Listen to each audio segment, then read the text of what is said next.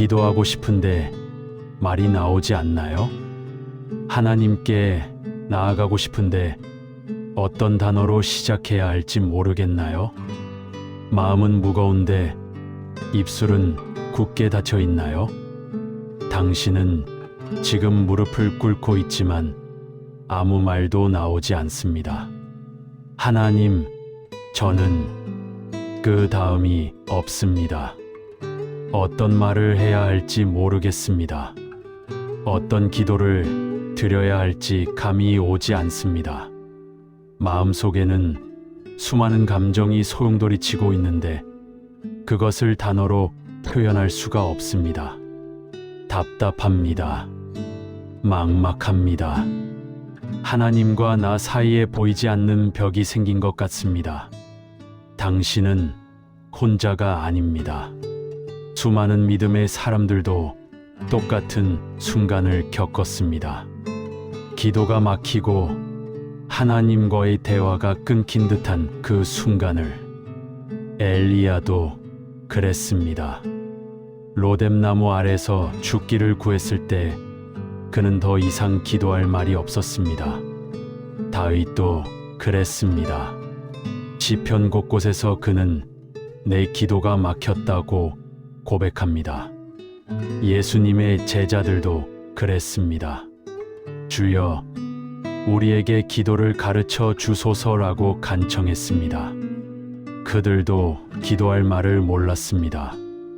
그런데 놀라운 사실이 있습니다. 하나님은 긴 기도를 원하지 않으십니다.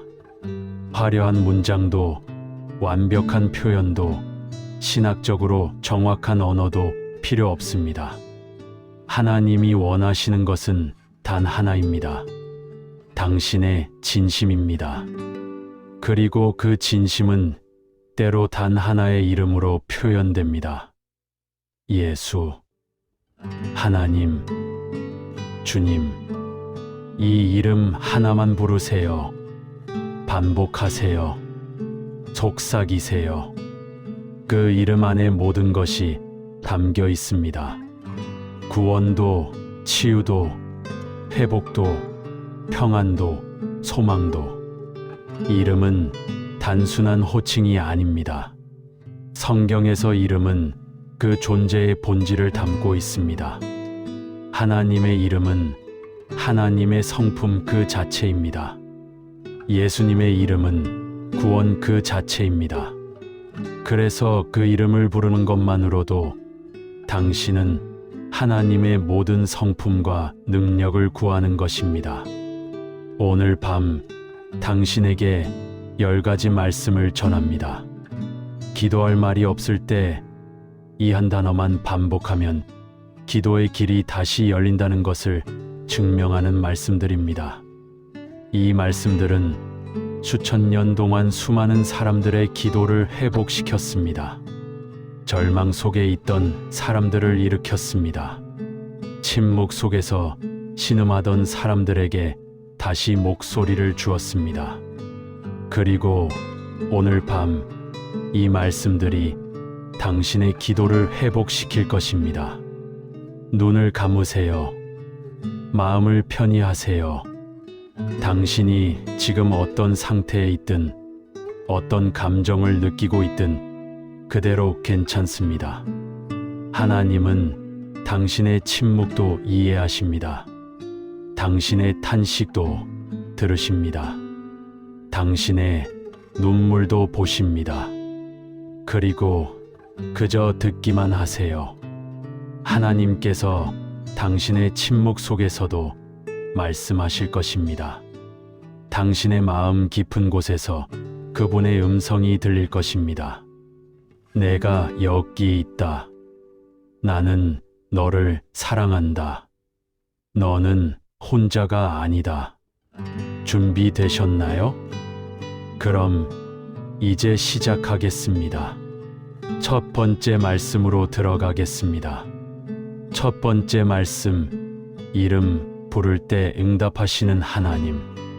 시편 1164개 역개정. 그때에 내가 여호와의 이름으로 기도하기를 여호와여 주께 구하오니 내 영혼을 건져 주소서 하였도다.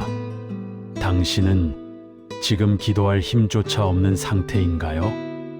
무너진 마음, 지친 영혼, 그 어떤 말도 떠오르지 않는 순간, 당신은 혼자 방 안에 앉아 하나님께 무슨 말을 해야 할지 몰라 그저 침묵합니다. 시간이 흐릅니다. 1분, 2분, 10분. 여전히 아무 말도 나오지 않습니다. 당신은 자책합니다. 나는 왜 이렇게 기도도 제대로 못할까? 다른 사람들은 그렇게 유창하게 기도하던데 나는 왜 이렇게 말이 막힐까? 당신은 실패자처럼 느껴집니다. 믿음이 없는 사람처럼 느껴집니다. 하지만 잠깐만요. 성경을 보세요. 시편 116편의 기자를 보세요. 그는 사망의 줄에 얽혔고 음부의 고통을 만났습니다. 환난과 슬픔을 당했습니다. 그의 영혼은 죽음 직전이었습니다. 그런데 그가 드린 기도가 무엇입니까? 긴 문장이었나요? 신학적으로 완벽한 기도였나요? 아닙니다. 그는 단지 여호와여라고 불렀습니다. 여호와여, 내 영혼을 건져 주소서. 이것이 전부였습니다. 하지만 이것만으로 충분했습니다. 하나님은 그 한마디 이름에 응답하셨습니다. 그의 영혼을 건지셨습니다. 그를 사망에서 구원하셨습니다. 그의 눈물을 닦아주셨습니다. 왜 그랬을까요? 왜 하나님은 그 짧은 기도에 응답하셨을까요? 이유는 간단합니다. 하나님은 긴 기도를 듣기 원하시는 것이 아니라 진실한 마음을 보기 원하시기 때문입니다. 시편 기자의 기도는 짧았지만 그 안에 절박함이 담겨 있었습니다. 진심이 담겨 있었습니다. 살려달라는 간절함이 담겨 있었습니다. 그리고 무엇보다 그는 하나님의 이름을 불렀습니다. 여호와여. 이 한 단어 안에 모든 것이 담겨 있습니다.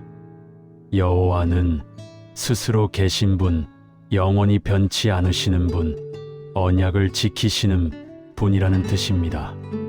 그 이름을 부르는 것은 단순히 호칭을 부르는 것이 아닙니다. 그분의 모든 성품을 구하는 것입니다. 그분의 신실하심을, 그분의 능력을, 그분의 사랑을 구하는 것입니다. 당신도 마찬가지입니다. 지금 기도할 말이 없다면 그저 하나님이라고 속삭이세요. 예수님이라고 불러보세요. 그 이름 하나가 당신의 기도가 됩니다. 그 이름 안에 당신의 모든 필요가 담겨 있습니다. 당신의 아픔도, 당신의 두려움도, 당신의 소망도. 하나님은 그 이름을 들으십니다. 귀를 기울이십니다. 그리고 응답하십니다. 당신의 영혼을 건지기 위해 지금 이 순간에도 가까이 오고 계십니다. 당신은 제가 이렇게 짧게 기도해도 될까요? 라고 물을지 모릅니다. 네, 됩니다. 아니, 그것이 바로 하나님이 원하시는 기도입니다. 종교적인 형식이 아닌 진심 어린 부르짖음, 화려한 언어가 아닌 절박한 외침. 하나님, 이 한 단어면 충분합니다. 당신의 침묵을 깨고 이 이름을 불러보세요. 작은 목소리로라도, 속삭이듯이라도, 마음속으로라도. 하나님은 들으실 것입니다. 그리고 응답하실 것입니다. 당신의 영혼을 건지실 것입니다. 시편 116편의 기자처럼 당신도 곧 고백하게 될 것입니다. 여호와께서 내 음성과 내 간구를 들으셨도다. 그분이 내게 귀를 기울이셨으므로 내가 평생에 그분을 부르리로다. 두 번째 말씀, 이름에 담긴 구원의 능력. 사도행전 412개 역개정. 다른 이로서는 구원을 받을 수 없나니 천하 사람 중에 구원을 받을 만한 다른 이름을 우리에게 주신 일이 없음이라 하였더라. 왜 하필 이름일까요? 왜 하나님은 우리에게 그 이름을 부르라고 하실까요? 다른 방법도 많았을 텐데 왜 이름을 강조하실까요? 깊이 생각해 보세요. 이름은 단순한 호칭이 아닙니다. 이름은 그 존재의 본질을 담고 있습니다. 성경 시대에 이름은 매우 중요했습니다. 이름은 그 사람의 정체성이자 운명이자 사명이었습니다. 아브라함이 된 것은 단순한 계명이 아니었습니다. 그것은 그의 정체성이 바뀐 것입니다. 높은 아버지에서 많은 민족의 아버지로 야곱이 이스라엘이 된 것도 마찬가지입니다. 속이는 자에서 하나님과 겨루어 이긴 자로 이름의 변화는 존재의 변화였습니다. 그렇다면 예수님의 이름은 무엇을 의미할까요? 예수. 이 이름은 여호와는 구원이시다라는 뜻입니다. 이 이름 자체가 구원을 선포하고 있습니다. 그래서 사도 베드로는 담대히 선포합니다. 다른 이로서는 구원을 받을 수 없나니 천하 사람 중에 구원을 받을 만한 다른 이름을 우리에게 주신 일이 없음이라. 예수님의 이름은 단순한 호칭이 아닙니다. 구원의 능력 그 자체입니다. 치유의 권능 그 자체입니다. 회복의 역사 그 자체입니다. 사도행전을 보세요. 베드로와 요한이 성전 미문에서 만난 안진뱅이를 기억하시나요?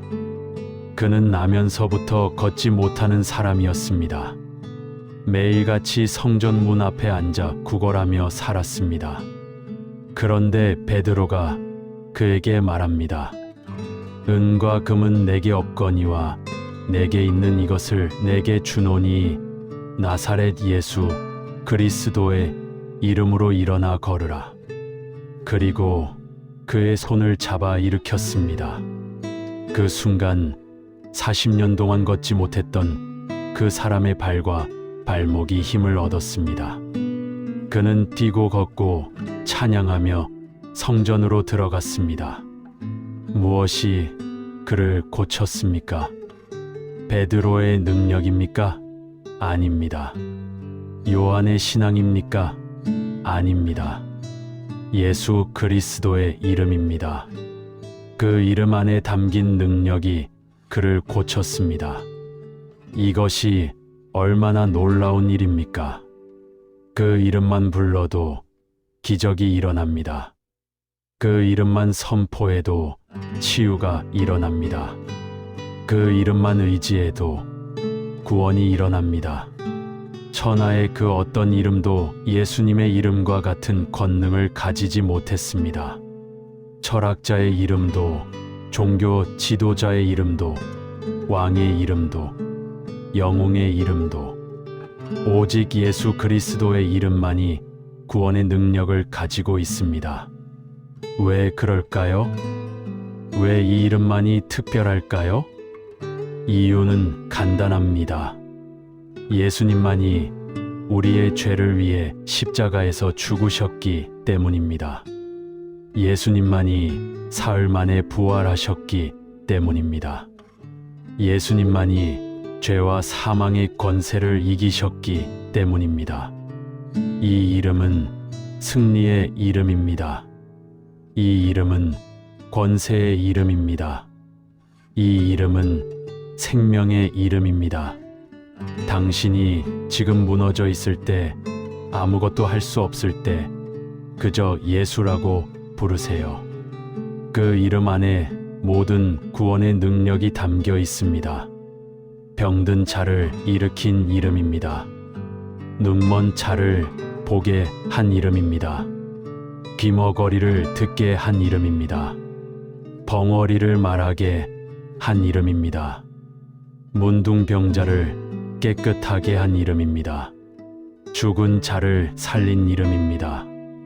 귀신을 쫓아낸 이름입니다. 폭풍을 잠잠하게 한 이름입니다. 그리고 지금 당신의 막힌 기도를 뚫어줄 이름입니다. 당신의 무너진 마음을 회복시킬 이름입니다. 당신의 절망을 소망으로 바꿀 이름입니다. 예수, 이 이름만으로 충분합니다. 당신이 다른 어떤 것도 할 수 없을 때 이 이름만 부르세요. 당신의 입술에서 그 이름이 나오는 순간 하늘이 열립니다. 구원의 문이 활짝 열립니다. 하나님의 능력이 당신에게 임합니다. 치유가 시작됩니다. 회복이 시작됩니다. 새로운 시작이 일어납니다. 이것은 단순한 이론이 아닙니다.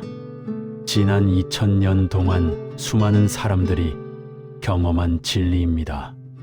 순교자들은 사자굴에서도 이 이름을 불렀습니다. 병자들은 병상에서도 이 이름을 불렀습니다. 절망에 빠진 사람들은 어둠 속에서도 이 이름을 불렀습니다. 그리고 그들은 구원받았습니다. 당신도 마찬가지입니다. 지금 당신이 어떤 상황에 있든 어떤 문제를 안고 있든 그 이름을 부르세요. 예수님, 이 한마디가 당신의 삶을 바꿀 것입니다. 세 번째 말씀, 성령이 도우시는 기도. 로마서 826개 역개정. 이와 같이 성령도 우리의 연약함을 도우시나니 우리는 마땅히 기도할 바를 알지 못하나 오직 성령이 말할 수 없는 탄식으로 우리를 위하여 친히 간구하시느니라. 당신은 기도할 말을 모릅니다. 어떤 단어를 선택해야 할지, 어떤 문장으로 시작해야 할지 막막합니다.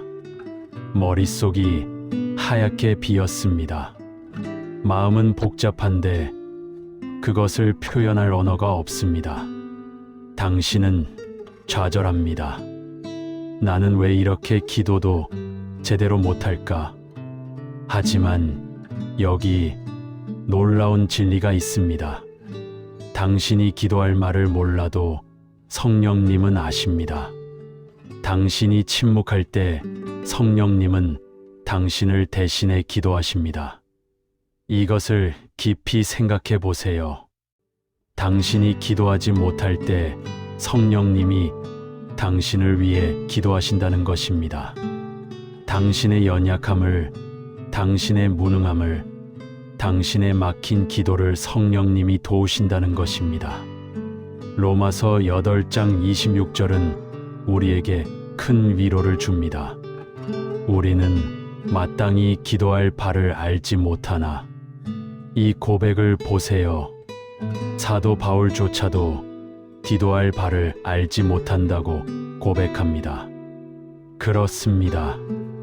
우리는 모릅니다. 우리는 무엇을 기도해야 할지, 어떻게 기도해야 할지 정확히 모릅니다. 우리의 지혜는 제한적입니다. 우리의 시야는 좁습니다. 우리는 앞날을 알지 못하고 하나님의 뜻을 완전히 알지 못합니다. 그래서 우리는 때로 잘못된 것을 구하기도 합니다. 우리에게 해로운 것을 달라고 기도하기도 합니다. 하지만 하나님은 아십니다. 무엇이 우리에게 진정으로 필요한지, 무엇이 우리에게 선한 것인지, 그리고 성령님은 그것을 알고 계십니다.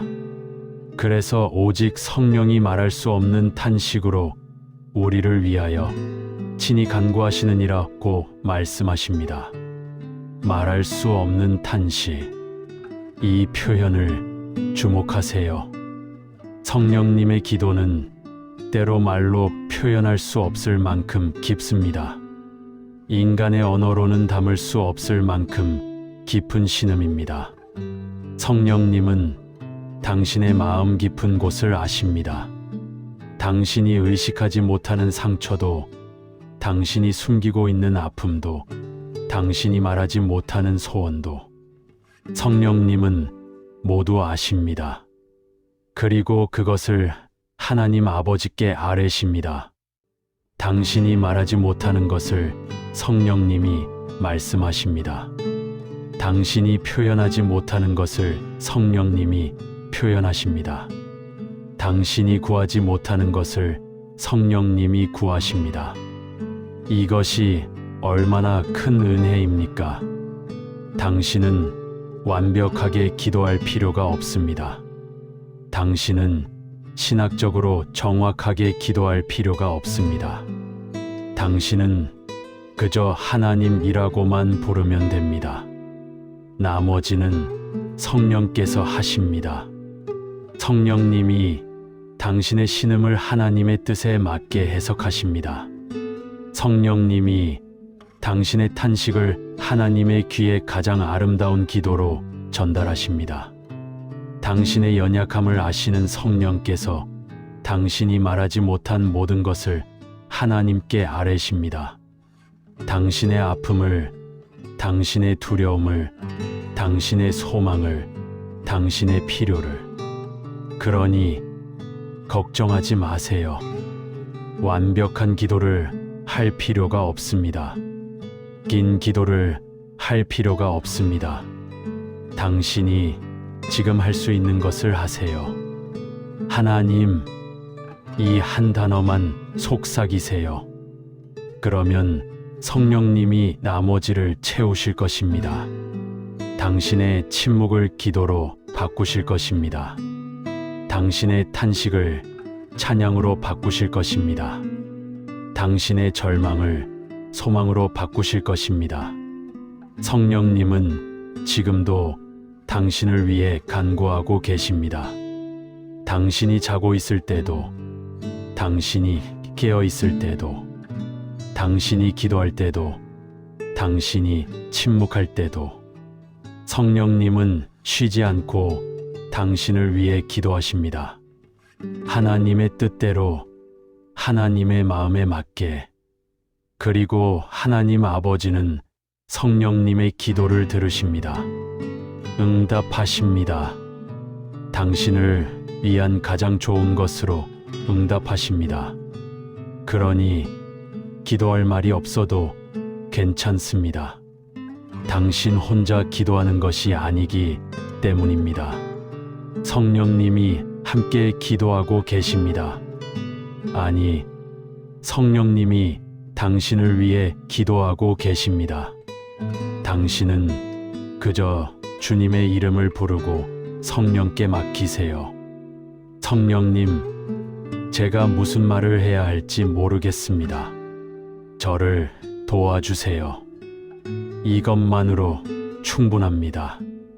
성령께서 당신을 위해 친히 간구하고 계십니다. 이 영상이 당신에게 위로가 되었다면 구독과 좋아요 버튼을 눌러주세요. 더 많은 분들이 하나님의 평안을 경험할 수 있도록 함께 해주시면 감사하겠습니다. 네 번째 말씀, 이름 안에 거하는 평안. 잠언 1810개 역개정. 여호와의 이름은 견고한 망대라. 의인은 그리로 달려가서 안전함을 얻느니라. 세상은 당신을 흔듭니다. 아침에 눈을 뜨면 걱정이 몰려옵니다. 오늘은 무슨 일이 생길까? 내가 이 상황을 감당할 수 있을까? 두려움이 밀려오고 불안이 엄습하고 염려가 당신을 짓누릅니다. 당신은 평안을 잃었습니다. 마음의 안정을 잃었습니다. 어디로 가야 할지 모르겠습니다. 어디에 숨어야 할지 모르겠습니다. 이 세상 어디에도 안전한 곳이 없는 것 같습니다. 집도 안전하지 않습니다. 직장도 안전하지 않습니다. 인간관계도, 재정도, 건강도, 그 무엇도 확실한 것이 없습니다. 모든 것이 흔들리고 있습니다. 당신은 견고한 피난처를 찾습니다. 당신을 지켜줄 요새를 찾습니다. 그런데 성경은 말합니다. 여호와의 이름은 견고한 망대라. 망대. 이것은 고대 시대의 방어 구조물입니다. 적이 쳐들어올 때 사람들은 망대로 달려갔습니다. 망대는 높고 견고했습니다. 적이 아무리 공격해도 무너지지 않았습니다. 망대 안에 있으면 안전했습니다.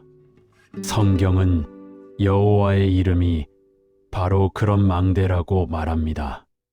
견고한 망대, 흔들리지 않는 요새, 무너지지 않는 성체, 그리고 이는 그리로 달려가서 안전함을 얻느니라고 말씀합니다. 당신이 달려가야 할 곳은 바로 그 이름입니다. 하나님이라고 부르는 순간 당신은 그 망대 안으로 들어갑니다. 그 이름 안에서 당신은 안전합니다. 아무도 당신을 해할 수 없습니다. 어떤 두려움도, 어떤 불안도, 어떤 염려도 당신을 해칠 수 없습니다. 폭풍이 몰아쳐도, 파도가 밀려와도 그 망대는 무너지지 않습니다. 지진이 일어나도, 산이 흔들려도 그 이름은 견고합니다. 왜 그럴까요? 왜 하나님의 이름이 견고한 망대일까요? 이유는 간단합니다. 하나님은 변치 않으시기 때문입니다. 세상의 모든 것은 변합니다. 사람도 변하고, 환경도 변하고, 상황도 변합니다. 오늘 있다가 내일 사라지는 것들이 너무 많습니다. 하지만 하나님은 변치 않으십니다. 나 여호와는 변하지 아니하나니 라고 말씀하십니다. 하나님의 사랑은 변하지 않습니다. 하나님의 신실하심은 변하지 않습니다. 하나님의 능력은 변하지 않습니다. 어제나 오늘이나 영원토록 동일하신 분입니다. 그래서 그 이름은 견고한 망대입니다. 절대로 무너지지 않는 피난처입니다.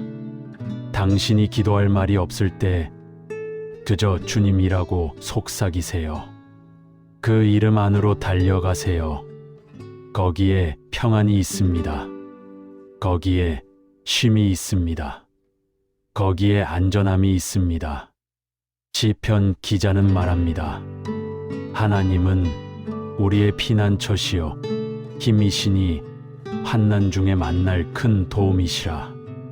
그러므로 땅이 변하든지 산이 흔들려 바다 가운데에 빠지든지 바닷물이 솟아나고 뛰놀든지 그것이 넘침으로 산이 흔들릴지라도 우리는 두려워하지 아니하리로다. 이것이 바로 하나님의 이름 안에 거하는 사람의 고백입니다. 세상이 흔들려도 두려워하지 않습니다. 모든 것이 무너져도 두려워하지 않습니다. 왜냐하면 하나님의 이름이라는 견고한 망대 안에 있기 때문입니다. 당신도 지금 그 망대 안으로 들어가세요. 하나님이라고 부르세요. 주님이라고 외치세요. 그러면 당신은 그 안에 거하게 될 것입니다. 그리고 평안을 얻을 것입니다. 이 세상이 줄 수 없는 평안을, 환경이 주지 못하는 평안을, 사람이 주지 못하는 평안을, 오직 하나님만이 주실 수 있는 평안을. 하나님의 이름은 당신의 피난처이며 당신의 요새입니다. 그 안에 거하세요. 그러면 당신은 안전함을 얻을 것입니다. 당신의 마음에 평안이 임할 것입니다. 폭풍 속에서도 고요함을 누릴 것입니다. 5번째 말씀, 이름을 부르면 가까이 오시는 주님. 시편 14,518개 역개정. 여호와께서는 자기에게 간구하는 모든 자, 곧 진실하게 간구하는 모든 자에게 가까이 하시는도다. 하나님은 멀리 계시지 않습니다. 당신이 생각하는 것보다 훨씬 가까이 계십니다. 당신은 혹시 이렇게 생각하고 있나요? 하나님은 저 높은 하늘 위에 계시고 나는 여기 땅 위에 있으니 우리 사이에는 엄청난 거리가 있다. 하나님은 거룩하시고 나는 죄인이니 내가 감히 가까이 갈 수 없다. 나는 너무 부족하고 작은 존재니까 하나님이 나를 신경 쓰실 리 없다. 아닙니다. 그것은 사실이 아닙니다. 성경은 분명히 말씀합니다. 여호와께서는 자기에게 간구하는 모든 자, 곧 진실하게 간구하는 모든 자에게 가까이 하시는도다. 주목하세요. 하나님께서 가까이 하신다고 했습니다. 우리가 하나님께 가까이 가는 것이 아니라 하나님께서 우리에게 가까이 오신다는 것입니다. 이것이 얼마나 놀라운 은혜입니까? 전능하신 하나님께서 우주 만물을 창조하신 그분께서 우리 같은 보잘것없는 피조물에게 가까이 오신다는 것입니다. 어떻게 이런 일이 가능할까요? 조건이 있습니다. 자기에게 간구하는 모든 자, 곧 진실하게 간구하는 모든 자, 간구하는 자, 하나님을 부르는 자, 하나님의 이름을 부르는 자, 그리고 진실하게 간구하는 자. 형식적으로가 아니라 진심으로, 입술로만이 아니라 마음으로, 위선적으로가 아니라 정직하게. 이렇게 하나님을 부르는 사람에게 하나님은 가까이 오십니다. 복잡한 기도문이 필요 없습니다. 신학적으로 완벽한 표현이 필요 없습니다. 화려한 언어가 필요 없습니다. 그저 진심 어린 한마디면 충분합니다. 하나님, 이 한 단어가 당신의 입술에서 나올 때, 진심을 담아 나올 때 하나님은 귀를 기울이십니다. 당신의 마음을 아십니다. 당신의 고통을 아십니다. 당신의 절망을 아십니다. 당신의 필요를 아십니다. 그리고 가까이 오십니다. 즉시 지체 없이 가까이 오십니다. 당신이 혼자라고 느낄 때 그분은 바로 옆에 계십니다. 당신이 버림받았다고 느낄 때 그분은 당신을 붙들고 계십니다. 당신이 어둠 속에 있다고 느낄 때 그분은 당신에게 빛을 비추고 계십니다. 성경 곳곳에서 우리는 이것을 봅니다. 하갈을 기억하시나요? 사라의 학대를 견디지 못하고 광야로 도망쳤던 여인. 그녀는 샘물 곁에 앉아 울고 있었습니다. 아무도 없는 광야에서 죽음을 기다리며. 그런데 하나님의 사자가 그녀에게 나타났습니다. 그리고 그녀는 고백했습니다. 엘로이라고. 나를 보시는 하나님. 하나님은 광야에서도 그녀를 보셨습니다. 혼자라고 생각했던 그곳에서 하나님은 그녀와 함께 계셨습니다. 엘리야를 기억하시나요? 로뎀나무 아래서 죽기를 구했던 선지자. 그는 완전히 지쳐 있었습니다. 이세벨의 위협에 두려워 도망쳤고 더 이상 살고 싶지 않았습니다. 그런데 하나님은 천사를 보내어 그에게 떡과 물을 주셨습니다. 그리고 그가 잠들었을 때 그를 깨우지 않으시고 쉬게 하셨습니다. 하나님은 엘리야의 연약함을 아셨습니다. 그리고 가까이 오셔서 그를 돌보셨습니다. 다윗을 기억하시나요? 그는 시편에서 이렇게 고백합니다. 여호와는 마음이 상한 자를 가까이 하시고 충심으로 통회하는 자를 구원하시는도다. 하나님은 마음이 상한 자를 가까이 하십니다. 상처받은 자를, 무너진 자를, 절망한 자를. 세상은 강한 자를 좋아합니다. 성공한 자를, 당당한 자를, 완벽한 자를. 하지만 하나님은 다릅니다. 하나님은 약한 자를 가까이 하십니다. 무너진 자를, 깨어진 자를, 도움이 필요한 자를. 그래서 예수님은 말씀하셨습니다. 수고하고 무거운 짐 진 자들아 다 내게로 오라. 내가 너희를 쉬게 하리라. 주님은 우리를 초대하십니다. 가까이 오라고. 당신의 짐을 내려놓으라고. 당신의 수고를 쉬라고. 주님의 이름을 부르세요. 예수님. 이 한 단어를 진심으로 부르세요. 그러면 주님이 가까이 오실 것입니다. 당신을 위로하시고, 당신을 안아주시고, 당신에게 내가 여기 있다고 말씀하실 것입니다. 당신은 혼자가 아닙니다. 결코 혼자가 아닙니다. 주님께서 당신과 함께 계십니다. 당신의 이름을 부르시며 당신을 찾고 계십니다. 당신도 주님의 이름을 부르세요. 그러면 당신은 놀라운 것을 경험할 것입니다.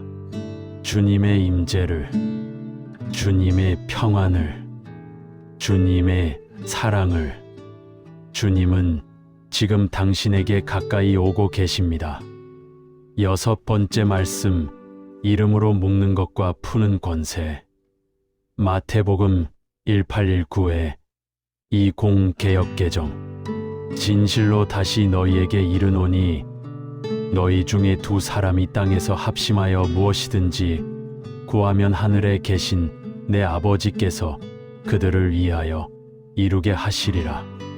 두세 사람이 내 이름으로 모인 곳에는 나도 그들 중에 있느니라. 혼자인가요? 기도할 사람도 없고 함께할 사람도 없나요? 교회 공동체에서 멀어진 느낌인가요? 친구들과 연락이 끊긴 것 같나요? 가족들도 당신을 이해하지 못하는 것 같나요? 당신은 완전히 고립된 것 같습니다. 이 세상에 나 혼자만 남은 것 같습니다. 하지만 괜찮습니다. 정말로 괜찮습니다. 왜냐하면 예수님께서 말씀하셨기 때문입니다. 두세 사람이 내 이름으로 모인 곳에는 나도 그들 중에 있느니라. 이 말씀을 깊이 묵상해 보세요. 예수님은 수백 명, 수천 명이 모여야 함께 하신다고 하지 않으셨습니다. 단지 두세 사람이면 충분하다고 하셨습니다. 그런데 더 놀라운 사실이 있습니다. 당신이 혼자여도 괜찮다는 것입니다. 왜냐하면 당신이 예수님의 이름을 부르는 순간 거기에 두 사람이 있기 때문입니다. 당신과 예수님, 당신은 혼자가 아닙니다. 예수님께서 당신과 함께 계십니다. 당신이 예수님이라고 부르는 순간 그분이 당신 곁에 서십니다. 당신이 주님이라고 외치는 순간 그분이 당신과 함께 기도하십니다. 그 이름에는 권세가 있습니다. 엄청난 권세가 있습니다. 예수님은 말씀하셨습니다. 진실로 너희에게 이르노니 무엇이든지 너희가 땅에서 매면 하늘에서도 매일 것이요 무엇이든지 땅에서 풀면 하늘에서도 풀리리라. 묶는 권세, 푸는 권세, 이것은 놀라운 권세입니다. 당신이 예수님의 이름으로 기도할 때 하늘이 움직입니다.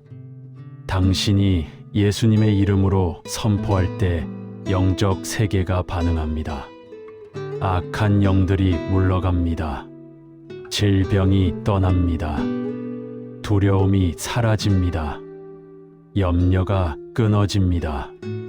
왜 그럴까요? 왜 예수님의 이름에 이런 권세가 있을까요? 빌립보서 2장 9절-11절을 보세요. 이러므로 하나님이 그를 지극히 높여 모든 이름 위에 뛰어난 이름을 주사 하늘에 있는 자들과 땅에 있는 자들과 땅 아래에 있는 자들로 모든 무릎을 예수의 이름에 꿇게 하시고 모든 입으로 예수 그리스도를 주라 시인하여 하나님 아버지께 영광을 돌리게 하셨느니라. 예수님의 이름은 모든 이름 위에 뛰어난 이름입니다.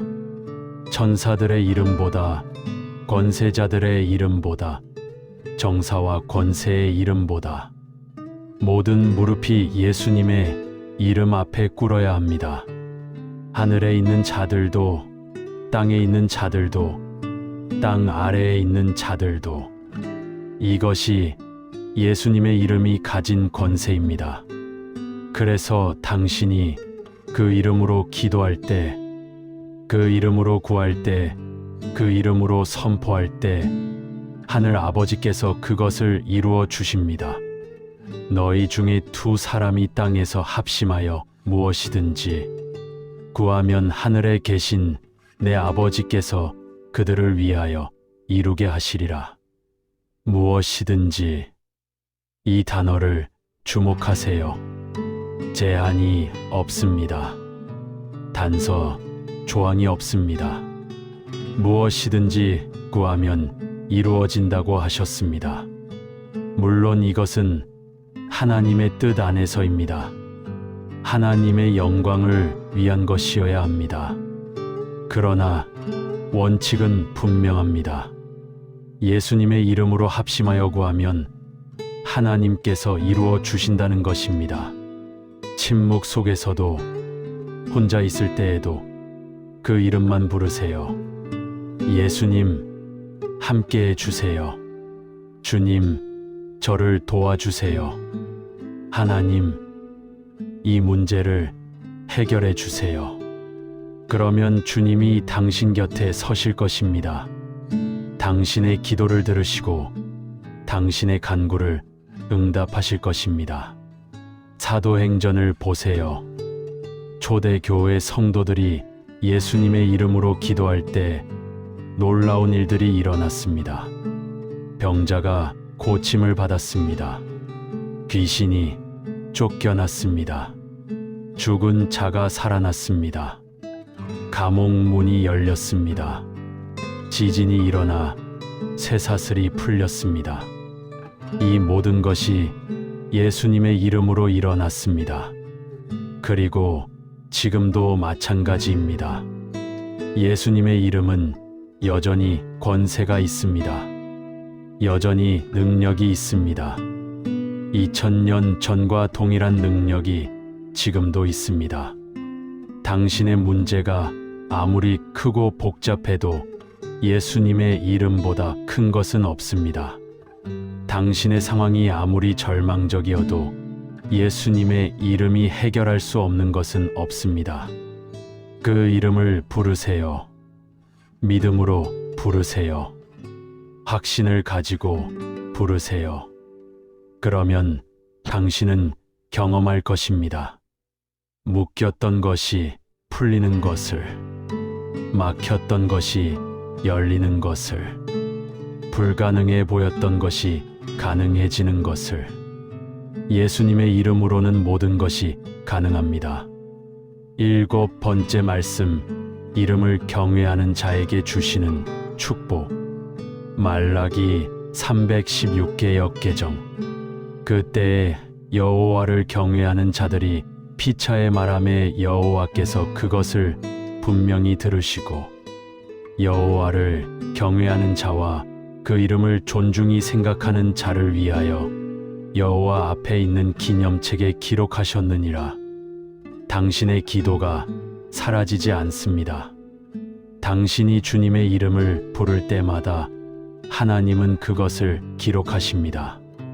하늘의 기념책에 당신의 이름과 함께. 이것을 상상해 보세요. 하늘에 거대한 책이 있습니다. 하나님 앞에 있는 기념책입니다. 그 책에는 하나님을 경외하는 자들의 이름이 기록되어 있습니다. 그리고 그들이 한 모든 기도가 기록되어 있습니다. 그들이 부른 모든 이름이 기록되어 있습니다. 당신이 하나님이라고 속삭일 때마다, 당신이 예수님이라고 부를 때마다, 당신이 주님이라고 외칠 때마다 그 한마디 한마디가 하늘에 기록됩니다. 지워지지 않습니다. 사라지지 않습니다. 잊혀지지 않습니다. 하나님은 그것을 분명히 들으십니다. 귀를 기울이십니다. 주의를 기울이십니다. 그리고 기록하십니다. 왜 그럴까요? 왜 하나님은 우리의 기도를 기록하실까요?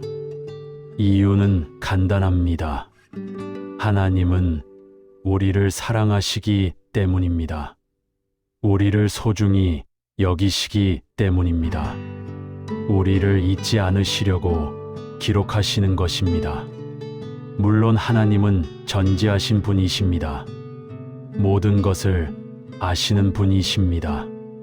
기록하지 않아도 기억하실 수 있는 분이십니다. 그런데도 기록하신다는 것은 무엇을 의미할까요? 그것은 하나님께서 우리의 기도를 얼마나 소중히 여기시는지를 보여줍니다. 한마디도 흘려듣지 않으십니다. 한 번의 부르짖음도 무시하지 않으십니다.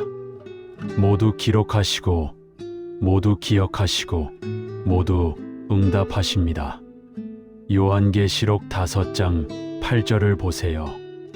각기 검은고와 향이 가득한 금 대접을 가졌으니 이 향은 성도의 기도들이라. 성도들의 기도가 향으로 비유되고 있습니다. 그리고 그 향이 금 대접에 담겨 있습니다. 하나님 앞에서, 하늘 보좌 앞에서 당신의 기도가 거기 있습니다.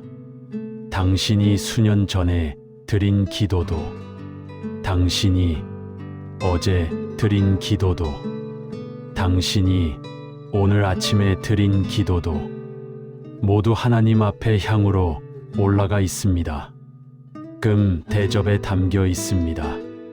하나님은 그것을 보고 계십니다.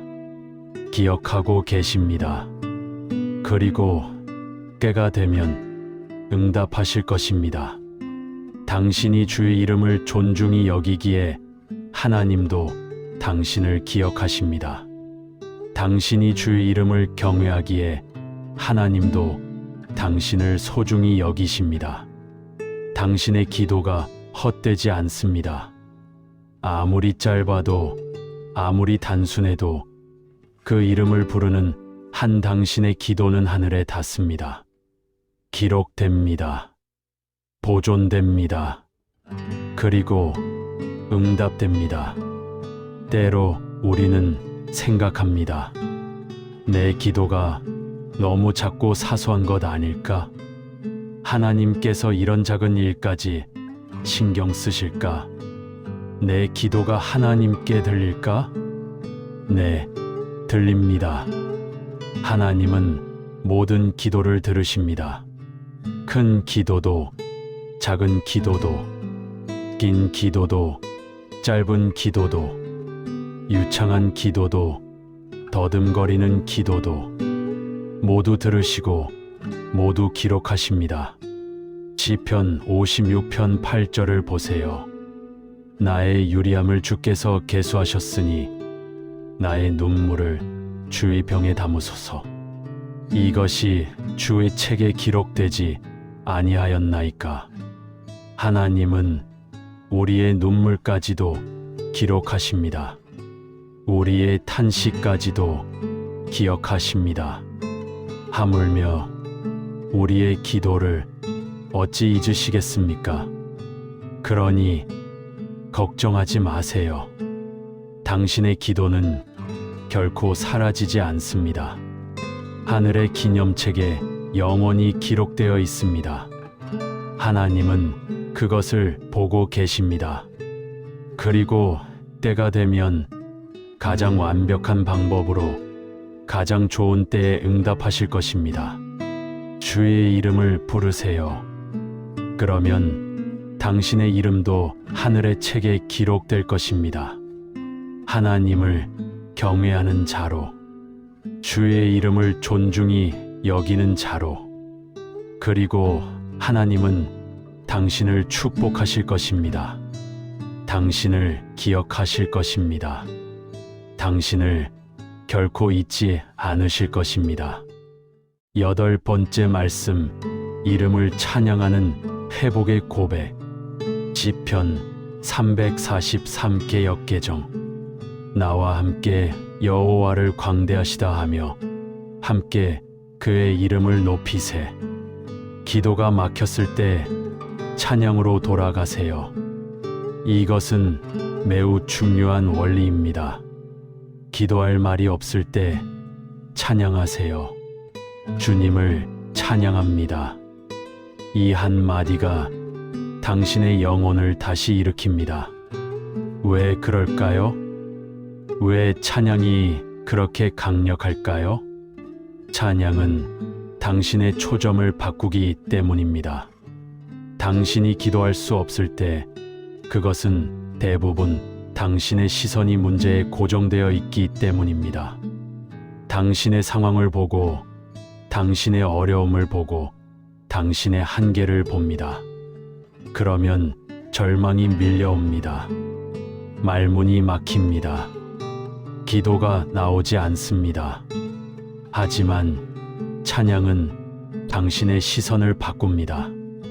문제에서 하나님께로, 절망에서 소망으로, 어둠에서 빛으로, 당신이 주님을 찬양합니다라고 고백하는 순간 당신의 눈이 열립니다.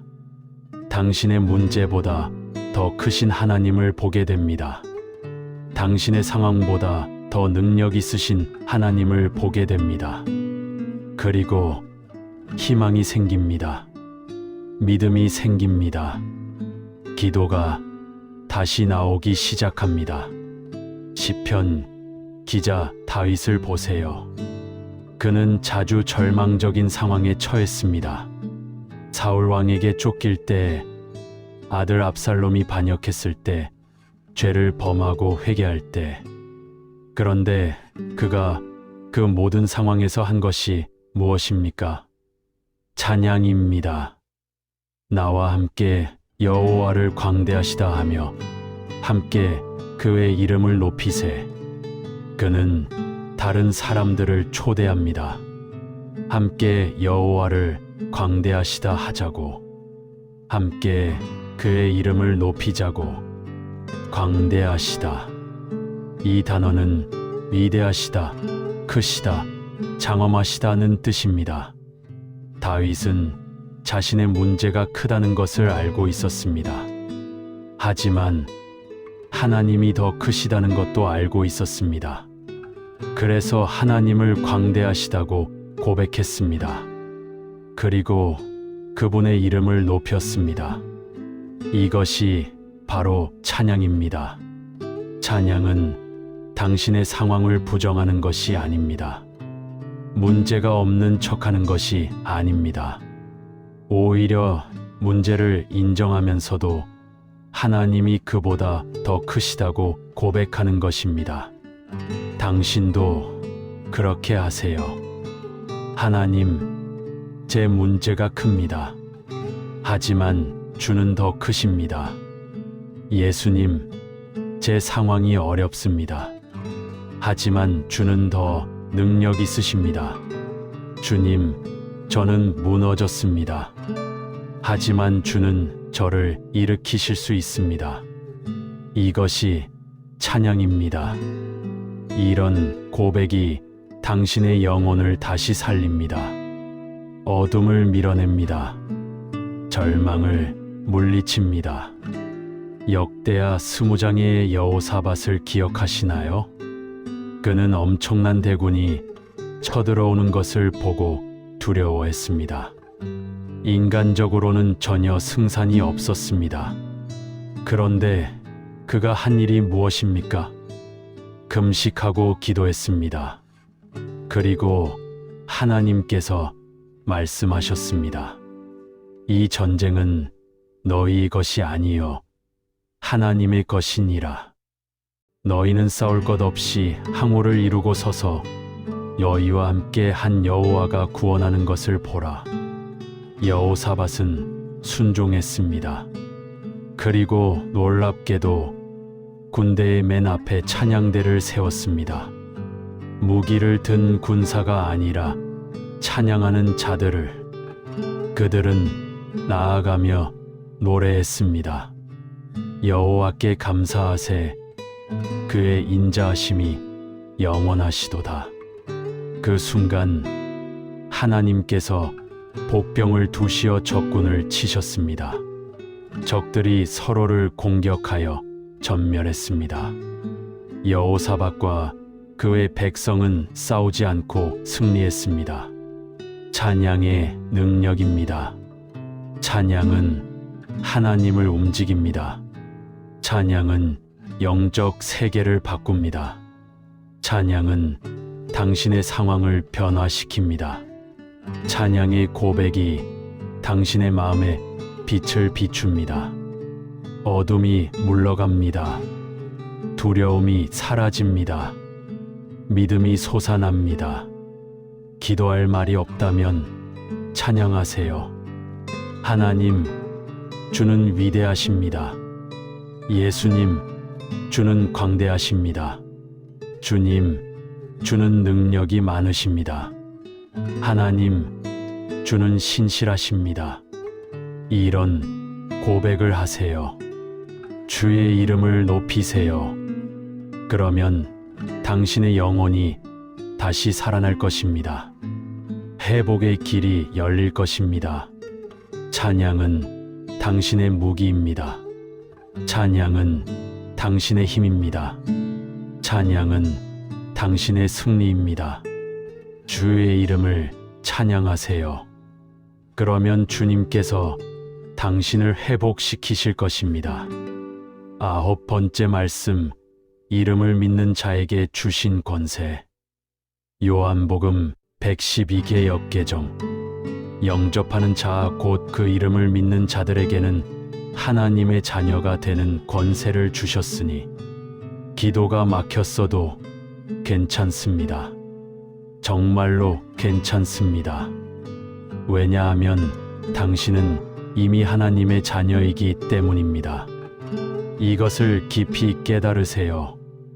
당신의 정체성은 당신의 기도 능력에 달려있지 않습니다. 당신의 가치는 당신의 영적 수준에 달려있지 않습니다.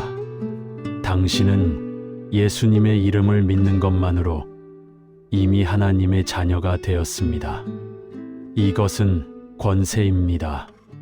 엄청난 권세입니다. 영접하는 자 곧 그 이름을 믿는 자들에게는 하나님의 자녀가 되는 권세를 주셨으니 권세. 이 단어를 주목하세요. 권리나 특권이 아니라 권세입니다. 권세는 능력을 의미합니다. 힘을 의미합니다. 자격을 의미합니다. 당신은 하나님의 자녀가 될 권세를 받았습니다. 이것은 당신이 만들어낸 것이 아닙니다. 당신이 노력해서 얻은 것이 아닙니다. 하나님께서 주신 것입니다. 예수 그리스도를 믿는 자에게 하나님께서 선물로 주신 것입니다. 이것이 얼마나 놀라운 은혜입니까?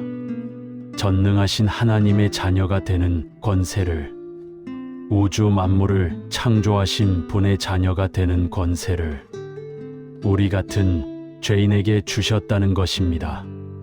이것은 양자의 특권입니다. 로마서 8장 15절을 보세요.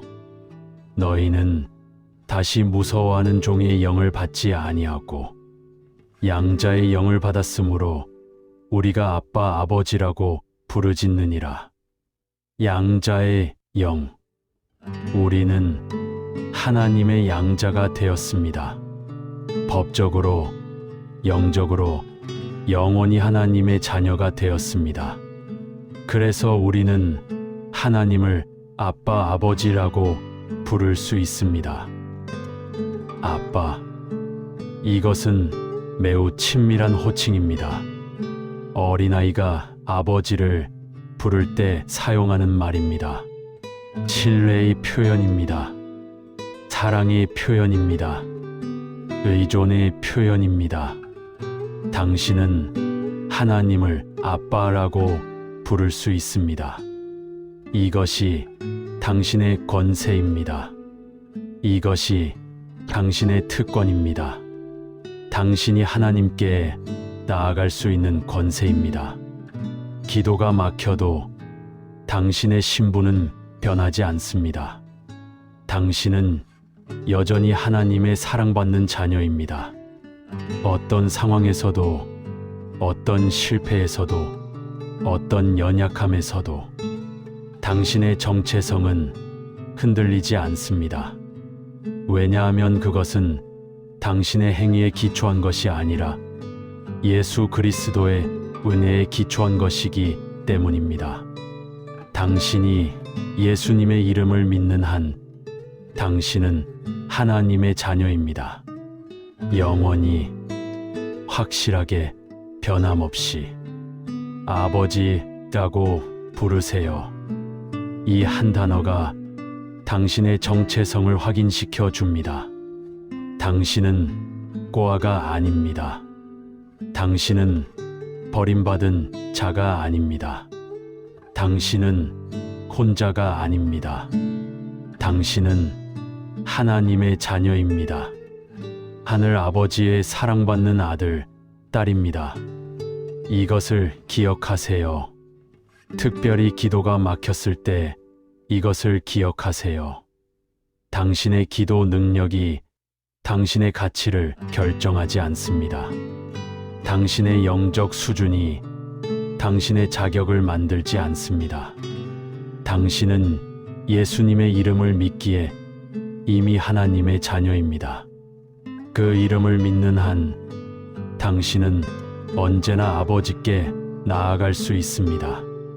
어떤 상태에서든 어떤 모습이든 아버지는 당신을 기다리고 계십니다. 팔을 벌리고 계십니다. 당신이 돌아오기를, 당신이 가까이 오기를, 당신이 이름을 부르기를. 아버지, 이 한 단어를 부르세요. 그러면 아버지의 사랑이 당신을 감쌀 것입니다. 당신은 아버지의 품 안에 있습니다. 안전합니다. 사랑받고 있습니다. 보호받고 있습니다. 당신은 하나님의 자녀입니다. 이것이 당신의 정체성입니다. 10번째 말씀, 이름을 부르며 얻는 영원한 생명. 요엘 232개 역개정. 누구든지 여호와의 이름을 부르는 자는 구원을 얻으리니 이는 나 여호와의 말대로 시온 산과 예루살렘에서 피할 자가 있을 것이며 남은 자 중에 나 여호와의 부름을 받을 자가 있을 것임이니라. 이것이 마지막 약속입니다. 가장 중요한 약속입니다. 가장 확실한 약속입니다. 누구든지 여호와의 이름을 부르는 자는 구원을 얻으리니 누구든지 이 단어에 주목하세요. 조건이 없습니다. 제한이 없습니다. 예외가 없습니다. 누구든지, 당신이 누구든, 당신이 무엇을 했든, 당신이 어디에 있든, 당신이 얼마나 무너졌든, 주의 이름을 부르는 한 당신은 구원받습니다. 이것은 하나님의 약속입니다. 변할 수 없는 약속입니다. 깨질 수 없는 약속입니다. 하나님은 거짓말하실 수 없는 분이십니다. 그분이 약속하셨다면 반드시 이루어집니다. 하나님, 예수님, 주님, 이 이름을 부르세요. 그러면 당신은 구원의 길 위에 서게 됩니다. 영원한 생명의 문이 당신 앞에 열립니다. 로마서 10장 13절도 같은 말씀을 합니다. 누구든지 주의 이름을 부르는 자는 구원을 얻으리라. 사도 바울은 요엘서의 이 말씀을 인용하며 확증합니다. 구원은 주의 이름을 부르는 데 있다고. 복잡한 의식이 필요 없습니다. 특별한 자격이 필요 없습니다. 오랜 수련이 필요 없습니다. 그저 주의 이름을 부르세요. 진심으로, 믿음으로, 확신을 가지고. 그러면 구원이 당신의 것이 됩니다. 이것이 얼마나 단순한 복음입니까? 이것이 얼마나 놀라운 은혜입니까? 우리가 할 수 있는 것이 아무것도 없을 때 하나님께서 길을 열어주셨습니다. 우리가 스스로를 구원할 수 없을 때 하나님께서 구원의 이름을 주셨습니다. 예수, 이 이름이 우리의 구원입니다. 십자가에서 우리의 죄를 위해 죽으신 그분, 사흘 만에 부활하여 사망 권세를 이기신 그분, 그분의 이름을 부르는 자는 구원을 얻습니다. 과거의 죄가 용서됩니다. 현재의 삶이 변화됩니다. 미래의 소망이 확실해집니다. 영원한 생명이 보장됩니다. 기도할 말이 없어도 괜찮습니다. 그 이름 하나면 충분합니다. 그 이름이 당신을 구원할 것입니다. 그 이름이 당신을 회복시킬 것입니다. 그 이름이 당신에게 영원한 소망을 줄 것입니다.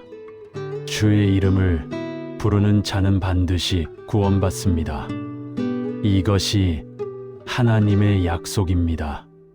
변함없는 약속입니다. 당신도 지금 그 이름을 부르세요. 예수님, 저를 구원해 주세요. 주님, 제게 영원한 생명을 주세요. 하나님, 저를 받아주세요. 이 간단한 기도가 당신의 영혼을 바꿀 것입니다. 당신의 운명을 바꿀 것입니다. 당신은 구원받을 것입니다. 영원히, 확실하게, 완전하게. 기도할 말이 없을 때 이제 당신은 알게 되었습니다. 긴 문장이 필요 없다는 것을, 화려한 언어가 필요 없다는 것을, 신학적으로 완벽한 기도가 필요 없다는 것을, 단 하나의 이름이면 충분하다는 것을. 하나님, 예수님, 주님, 아버지, 이 이름들을 부르세요. 반복하세요. 속삭이세요. 외치세요. 그 이름 안에 모든 것이 담겨 있습니다. 구원도, 치유도, 회복도, 평안도, 소망도, 능력도, 사랑도, 은혜도. 오늘 밤 우리는 10가지 말씀을 통해 이것을 확인했습니다. 시편 116편에서 우리는 이름을 부를 때 응답하시는 하나님을 보았습니다. 사도행전 4장에서 우리는 이름에 담긴 구원의 능력을 보았습니다. 로마서 8장에서 우리는 성령이 도우시는 기도를 보았습니다. 잠언 18장에서 우리는 이름 안에 거하는 평안을 보았습니다. 시편 145편에서 우리는 이름을 부르면 가까이 오시는 주님을 보았습니다. 마태복음 18장에서 우리는 이름으로 묶고 푸는 권세를 보았습니다. 말라기 3장에서 우리는 이름을 경외하는 자에게 주시는 축복을 보았습니다. 시편 34편에서 우리는 이름을 찬양하는 회복의 고백을 보았습니다. 요한복음 1장에서 우리는 이름을 믿는 자에게 주신 권세를 보았습니다. 요엘 2장에서 우리는 이름을 부르며 얻는 영원한 생명을 보았습니다. 이 모든 말씀이 한 가지를 가리킵니다. 이름 하나면 충분하다는 것을. 당신의 침묵을 하나님은 이해하십니다. 당신의 무능함을 하나님은 아십니다. 당신의 연약함을 하나님은 기억하십니다. 그래서 하나님은 당신에게 복잡한 것을 요구하지 않으십니다. 단지 그분의 이름을 부르라고 하십니다. 당신의 탄식을 성령께서 대신 기도하십니다. 당신이 말하지 못하는 것을 성령께서 말씀하십니다. 당신이 구하지 못하는 것을 성령께서 구하십니다. 당신이 그 이름만 부른다면 하늘의 문이 열립니다. 막혔던 기도의 길이 다시 열립니다. 당신은 혼자가 아닙니다. 결코 혼자가 아닙니다. 그 이름을 부르는 순간 주님이 당신 곁에 계십니다. 당신의 이름을 부르시며 당신을 찾고 계십니다. 당신을 사랑하시며 당신을 기다리고 계십니다. 오늘 밤 잠들기 전에 그 이름을 부르세요. 예수님, 함께해 주세요. 하나님, 저를 도와주세요. 주님, 감사합니다. 아버지, 사랑합니다. 이것만으로 충분합니다. 이것이 당신의 기도입니다. 완벽한 기도입니다. 하나님께서 기뻐 받으시는 기도입니다.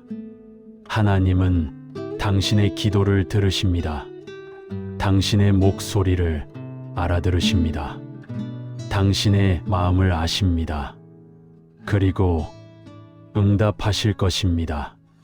당신의 마음에 평안을 주시고 당신의 영혼에 쉼을 주시고 당신의 삶에 소망을 주실 것입니다. 주의 이름을 부르는 한 당신은 결코 넘어지지 않을 것입니다. 주의 이름이 당신을 붙들 것입니다. 주의 이름이 당신을 회복시킬 것입니다. 주의 이름이 당신을 구원할 것입니다. 이제 편히 쉬세요. 깊은 잠에 드세요. 그 이름 안에서 평안을 누리세요. 하나님께서 당신과 함께 하십니다. 주님의 이름이 당신을 지키십니다. 천사들이 당신을 둘러싸고 있습니다. 당신은 안전합니다. 당신은 사랑받고 있습니다. 당신은 하나님의 품 안에 있습니다. 좋은 밤 되세요. 평안한 밤 되세요. 그리고 기억하세요. 내일 아침 눈을 뜰 때도 그 이름을 부르세요. 어려움이 찾아올 때도 그 이름을 부르세요. 기쁨이 넘칠 때도 그 이름을 부르세요. 항상 모든 순간에 그 이름을 부르세요. 그 이름 하나면 충분합니다. 예수, 하나님, 주님, 아버지, 이 이름들이 당신의 삶을 지탱할 것입니다. 이 이름들이 당신의 기도를 회복시킬 것입니다. 이 이름들이 당신의 미래를 밝힐 것입니다. 주의 이름을 찬양합니다. 그 이름은 영원히 높임을 받을 것입니다. 아멘.